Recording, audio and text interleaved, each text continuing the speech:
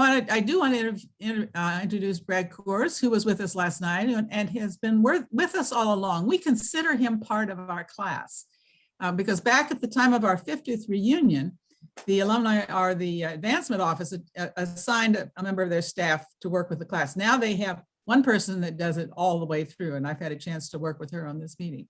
But Brad was our assigned member of the staff, and he's been with us and saved us. Like 5 years ago, he saved us from the alarm bell in Babcock that kept going off and interrupting our dinners. So we are grateful to have Brad as part of our team. And many of you may want to just say a hello to Brad during the course of the day. Well, thank you for that introduction, Fran. And it's great to see everyone. And, you know, from your 50th to the 55th, when we had President Sarah Bolton join your class for a reception outside the Scott Center prior to her officially starting in July. So it's been and looking at our brick and looking at our brick. And looking at the class brick. Exactly. So great to see everyone. And thanks for the introduction, Fran. You're welcome, Brad. We're always glad to have you. We'll just have to keep having these every year so you can join in. Hey, I'd love to. Thanks. All right. Just a couple of kind of announcements. Tonight, since it's a happy hour, we're going to ask you to come to the session with a beverage of your choice because we are going to have a toast to the class. So bring something to toast with. So just warnings. I'm going to bring one of my champagne flutes, American Express, after you have been a member for 50 years consecutively. Send you 2 champagne flutes from Tiffany's. So I will bring my Tiffany champagne flute. Okay, we're going to do breakout rooms today when we finish kind of our business here. And this time we're going to ask the staff to just randomly assign you to a room. So it's potluck. You are free to move around. If you end up in a room with everybody that you saw last night, go back to the main room and you can choose another room and move around. So we're not limiting you to the space you get randomly assigned if you'd like to move around and visit somebody else. Because one of the real problems we've had in designing these chat rooms is to try to provide an opportunity for you to have as many opportunities to meet or talk with people that you were in school with. And that's the thing we're really missing with this format. So today's random. Tonight, you're going to have an opportunity to join a group based on kind of a topic. So we'll have a facilitator for those. So we'll introduce the topics tonight for the chat, but tonight will be almost all breakout rooms with opportunities to talk about things that might be of interest to you. So that's the set of announcements. And so I'm going to turn it over to Nikki to begin our business meeting.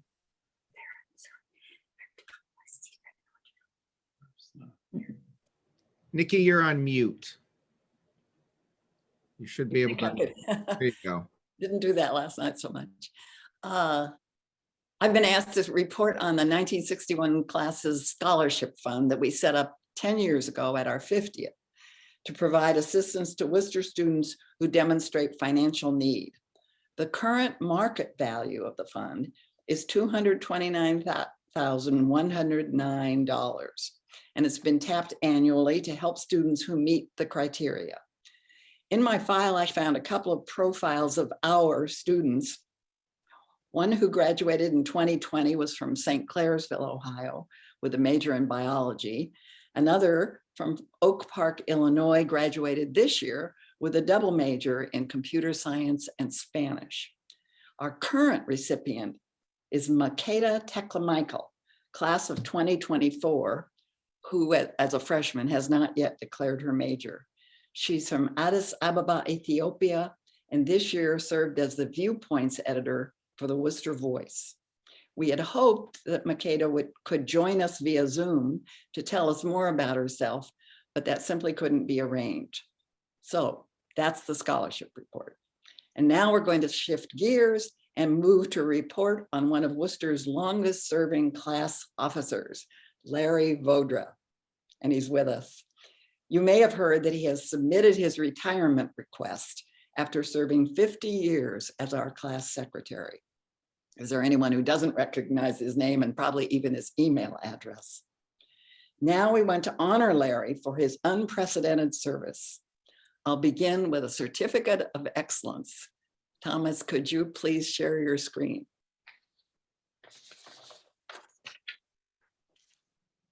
Pretty hard to see, but I'll read it to you because I've got better print. Certificate of Excellence awarded to J. Lawrence Vodra, College of Worcester, 1961 class secretary, in recognition of outstanding accomplishments during 5 decades as class secretary. Whereas Larry has monitored and prodded far-flung classmates for news, kept everyone informed about each other, withstood editorial badgering, met all magazine deadlines, transitioned smoothly to electronic communication, alerted classmates to pertinent necrology, provided Connecticut weather reports in all seasons, and done so much more to maintain a community of classmates. And whereas Larry has done all this with unfailing competency and dedication for the longest service of any class secretary in the recorded history of the College of Worcester, we convey upon him with sincere appreciation the Certificate of Excellence and Outstanding Achievement, presented this 12th day of June, 2021, by the College of Worcester class of 1961. Bravo, Larry. Thank you. Hey, Larry. Thank you, Thomas. And oh, there might be, maybe we should have put an asterisk in it for Nancy Morning Vodra, class of 63, because she's helped us all along, especially in recent months. Thank you, Nancy, too. I don't know why she isn't here either, but she's standing right beside me here. Oh, good. But anyway, yes, thank you very much. I appreciate that. I've enjoyed doing this. I mean, I couldn't have done it without the help of all of you because you're the one that gave me information. But thank you for the honor of allowing me to be your secretary for all these years. And I appreciate the certificate.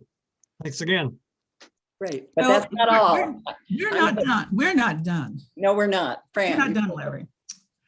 As we learned of Larry's planned retirement as our class secretary, our thoughts turned to the selecting of a little gift. We thought about a McLeod plaid weather vane, or a coffee table edition of unique email addresses, or a gold-plated copy of the Worcester magazine. However, since all of us are of that age when we are not grateful for more stuff ideas were eliminated. Our thoughts then turned to celebrating something Larry would care about. Most of you are not aware that at the time of our 50th reunion, Larry was the leading cheerleader for the establishment of our scholarship fund. His belief was that the most significant thing we could do for the college was to make it possible for talented students to get a Worcester education. So the class voted to establish the Class of 1961 Scholarship Fund. In the 10 years since that reunion, the scholarship endowment has grown as pledges have been paid and as new donations have arrived. That growth has been important to increasing the annual income that can be used to provide badly needed support to a deserving Worcester student. So I have been working with May Evans, who manages the reunion gifts in the Office of Advancement now, to establish an opportunity for members of our class to make gifts to our scholarship fund in honor of Larry's 50 years of service as our class secretary. Within the next week or so, you will receive a letter from Nikki and me announcing the campaign and providing information about how to make your gift. All new undesignated gifts made in this calendar year will be credited to the Larry Vodra tribute. That gives each of you time to think about what Larry's service has meant to you and the class. Maybe the Connecticut weather reports are worth only about $1 a year, but his work to keep us all connected is probably priceless. So be generous and appreciative. Future Worcester students will be the beneficiaries and Larry's dream of doing something important for the college will be enhanced. Finally, the alumni office has indicated that classes beyond the 60th reunion don't need to elect officers.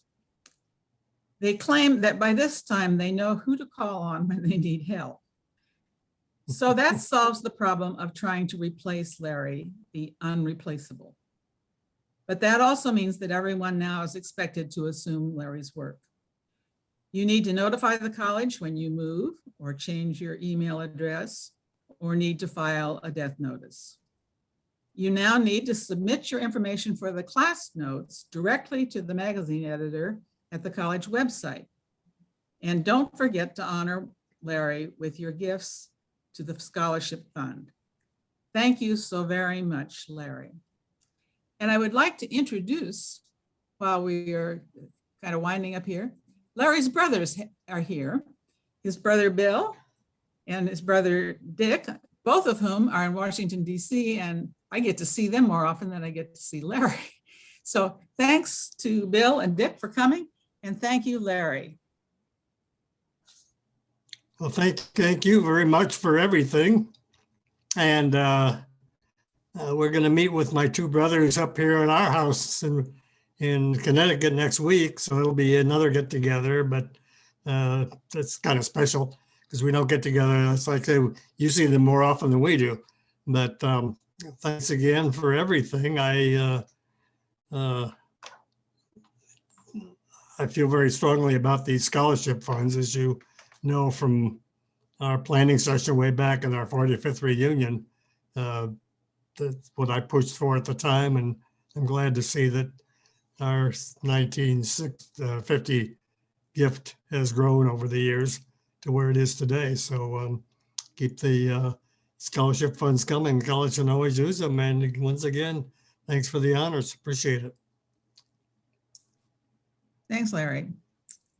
Okay, at this point, we're going to move to a brief memorial service. We've normally planned at all of our reunions to remember the classmates that have passed away during the 5 years prior. And so this year we've asked Kathy Dubes Stackenfield and Elaine Cole Noble to lead us in a brief memorial service. Ladies. Thank you, Fran. Our plan is that I will give 3 brief readings, and then Elaine will read the names of our classmates who we have lost in the last 5 years. But given that it's been a pandemic year, and we know that there have been many losses, not just in the last 5 years and this year of members of our class, but for so many of us, things that had been mentioned yesterday and many things not mentioned.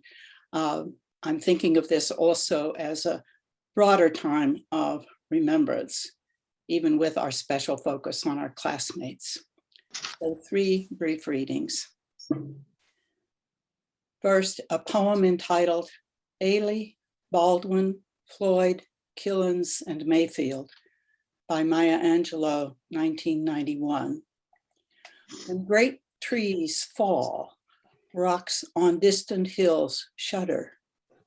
Lions hunker down in tall grasses, and even elephants lumber after safety.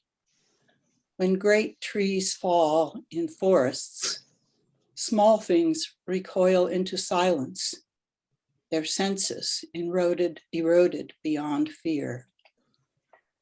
When great souls die, the air around us becomes light, rare, sterile. We breathe briefly.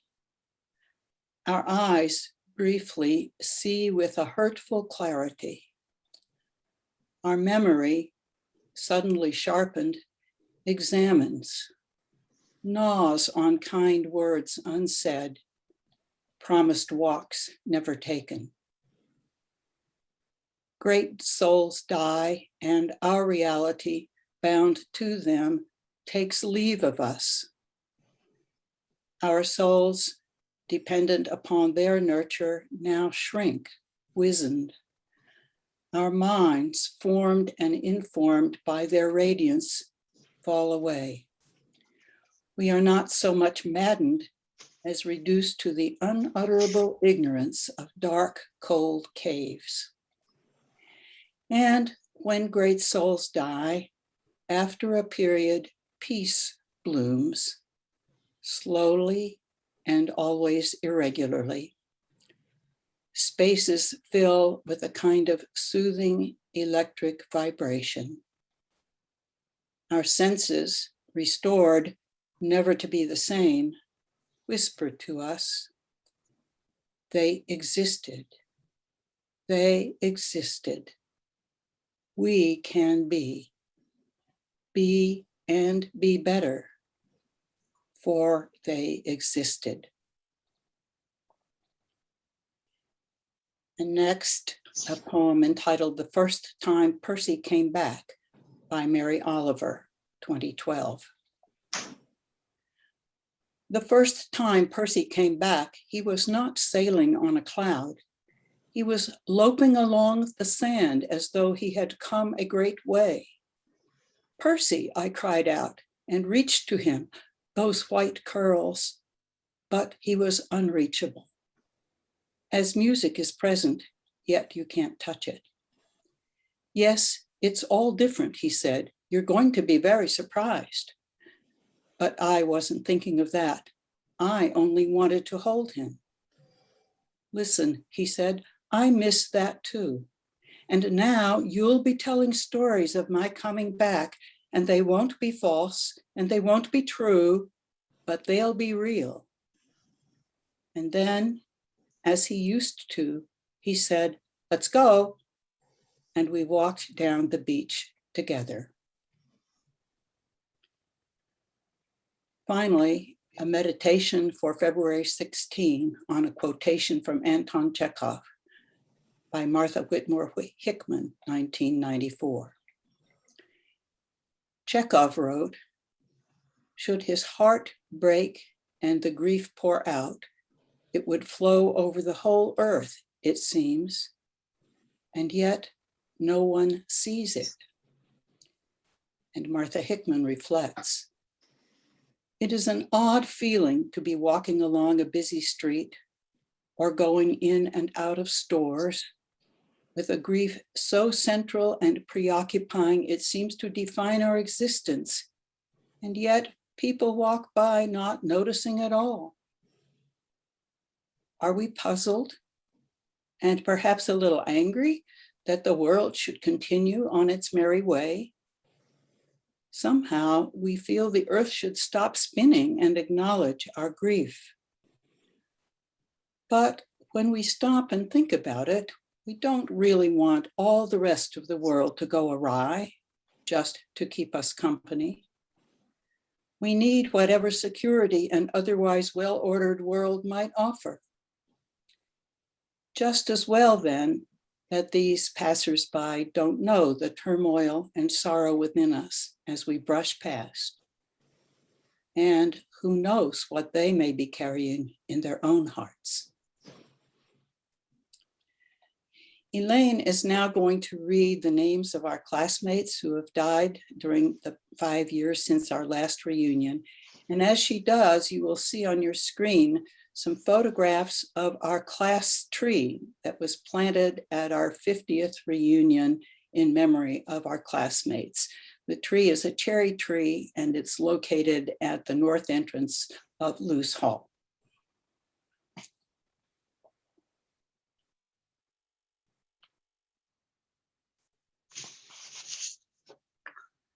Thank you, Kathy. As I read the names, we also need to remember those who have left our class over the years, and I think we are all saddened by it. Judy Cole Andron, Jane Mosier Bobel, Frederick Brooking, Louise Grumman Bryant, Margaret Jacobs Brokloff, Frederick Burton, Robert Drummond, Ellen Hamilton, Frank Goodfellow, Paul Hunt, James Jackson, Frederick Johnson,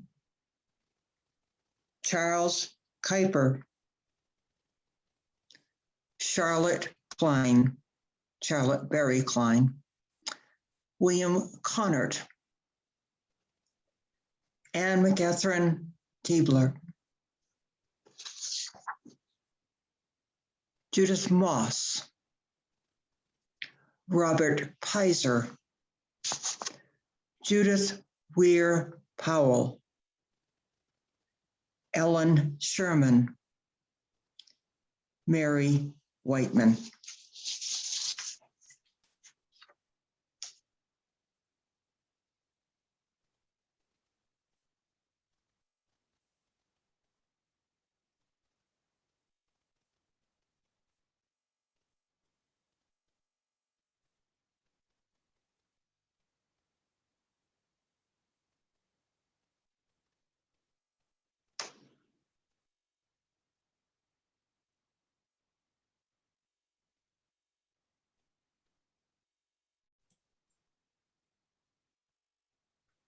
Amen.